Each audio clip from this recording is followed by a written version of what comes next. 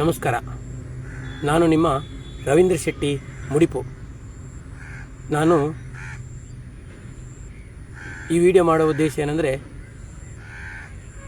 ಈಗಾಗಲೇ ಪ್ರತಿ ಮನೆಗೆ ಧರ್ಮಸ್ಥಳ ಸಂಘದ ಸೇವಾ ಪ್ರತಿನಿಧಿ ಸೂಪರ್ವೈಸರ್ ಯೋಜನಾಧಿಕಾರಿಯವರು ಮನೆಗೆ ಭೇಟಿ ಕೊಡ್ತಾ ಇದ್ದಾರೆ.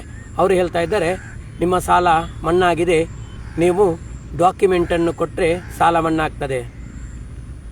ಹಾಗೆ ಹೇಳ್ತಾ ನಿಮ್ಮ ಕೈಯಿಂದ Aadhaar card xerox, PAN card, photo, thumb, sign ತಗೊಳ್ತಾರೆ. ಪಾಸ್ ಪುಸ್ತಕದ ಜೆರಾಕ್ಸ್ ಕೂಡ ತಗೊಳ್ತಾರೆ. ತಗೊಂಡು ಹೋಗ್ತಾರೆ.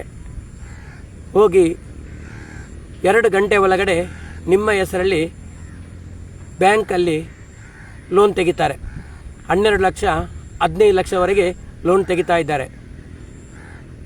ಮೊನ್ನೆ ಉಪ್ಪಿನಂಗಡಿಯಲ್ಲಿ ಒಂದು ಮನೆಯಲ್ಲಿ ಇದೇ ಥರ ಆಗಿದೆ. ಅವರು ಡಾಕ್ಯುಮೆಂಟ್ ಕೊಟ್ಟು 1 ಗಂಟೆ ಒಳಗಡೆ ಅವರ ಹೆಸರಲ್ಲಿ 12 ಲಕ್ಷ ಲೋನು ಕ್ರಿಯೇಟ್ ಮಾಡಿದ್ದಾರೆ. ಇದಕ್ಕೋಸ್ಕರ ನಿಮ್ಮ ಹತ್ರ ಹೇಳ್ತಾ ಇದ್ದೇನೆ, ಯಾರು ಕೂಡ ಯಾವುದೇ ಕಾರಣಕ್ಕೆ ನಿಮ್ಮ ಡಾಕ್ಯುಮೆಂಟನ್ನು ಕೊಡಬೇಡಿ.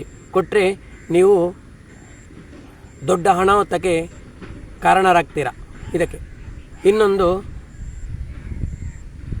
ನಿನ್ನೆ ಮಂಗಳೂರಲ್ಲಿ ಒಂದು ಮನೆಗೆ ಸೇವಾ ಪ್ರತಿನಿಧಿಯರು ಹೋಗಿದ್ದರು.